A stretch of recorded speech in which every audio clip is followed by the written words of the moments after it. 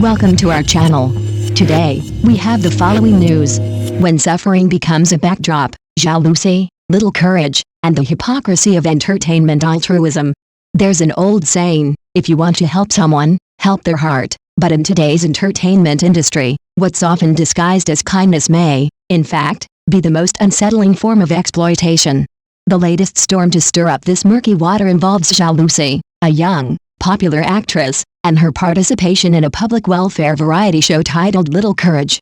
The show, launched in late March 2025, claimed to spotlight underprivileged children and people with disabilities living in mountainous regions.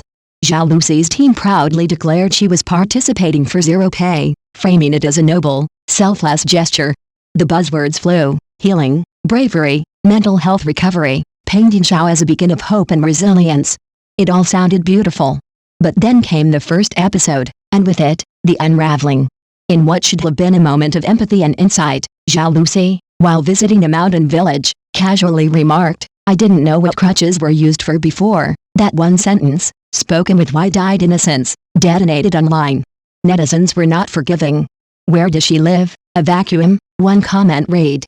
"Even delivery workers see more of the world than this," others added. Disabled viewers were especially hurt, calling out the tone deafness.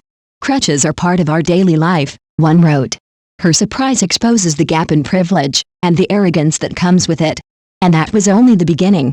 As the show progressed, the camera seemed fixated more on Zhao Lusi's face than on the children she was supposedly helping. She was shown wearing vibrant Tibetan costumes, dancing under the sun, journaling about her healing journey. The villagers and children? They were blurry, distant, props in her carefully curated narrative. This wasn't charity. It was performance. Netizens quickly coined a term, suffering tourism. Zhao Lusi wasn't there to understand or uplift. She was there to be seen, radiant against a backdrop of hardship, her pain aestheticized, her image polished. Many contrasted this display with truly grounded charity efforts by other celebrities. Hu Jie once picked up trash in Shanghai for an environmental campaign, his face turned away from the lens. Han Huang, known for her foundation work, is always the first to arrive and last to leave during disaster relief efforts. Yuan Li descended into coal mines to listen to laborers battling pneumoconiosis. These stars didn't just show up, they engaged, they connected. They respected. In comparison, Zhao's zero-pay appearance seemed hollow. Especially as viewers noted that while she may not have taken a fee, the exposure and commercial value she gained far exceeded any compensation she might have waived. And it got worse. In later episodes, Zhao was seen telling a local elderly woman that her handicraft wasn't being passed down because she wasn't open enough, a statement that felt more like a corporate scolding than respectful dialogue. When a poor family said they couldn't support their child's art education, Zhao's response was a vague, "She's very talented." Then, nothing. No follow-up. No solutions. Just a pat on the head. As netizens peeled back more layers, it became clear, this wasn't about the children. This was about Zhao Lusi's brand. Even the show's online campaign, Courage Story, inviting people to share personal struggles, had little to do with the mountain children. It was a feel-good echo chamber, amplifying positive energy, but not real change.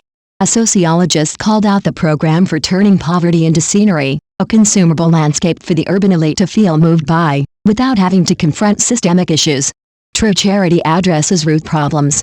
This, by contrast, was aestheticized compassion, wrapped in Instagram filters. Zhao Lusi's team initially pushed back with the familiar defense: she was taken out of context, but netizens weren't buying it. They dug up clip after clip that only confirmed the tone deafness and detachment. By early April 2025, the damage was visible. The show's dubbing rating plummeted to 3.2. Zhao's Weibo follower count dropped by over 500,000. Some brands she endorsed were exposed for similar fake charity practices, and even official media began criticizing the growing trend of pseudo-public welfare. This wasn't just a PR blunder. It was a cultural reckoning. It revealed a deep fracture between those living in glamorous, carefully lit worlds and those whose pain becomes content. Between celebrities who treat suffering as set design and real communities who receive little more than a visit and a smile. We've seen this before. Remember Metamorphosis, the old reality show that juxtaposed privileged urban teens with rural families? It racked up ratings and tears, but once the cameras stopped rolling, the lives of those children remained unchanged. There was no long-term help, no structural change. just a spectacle. Or the viral short film Second Uncle, which moved millions, but again, glossed over the systemic problems behind the uncle's suffering. Pension gaps, inadequate rural healthcare, none of that made the final cut. This is the trap of personalized charity. It centers the celebrity, not the cause.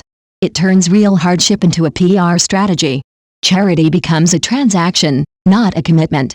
An indulgence, as in the Middle Ages: sin, repent, post a picture, all is forgiven.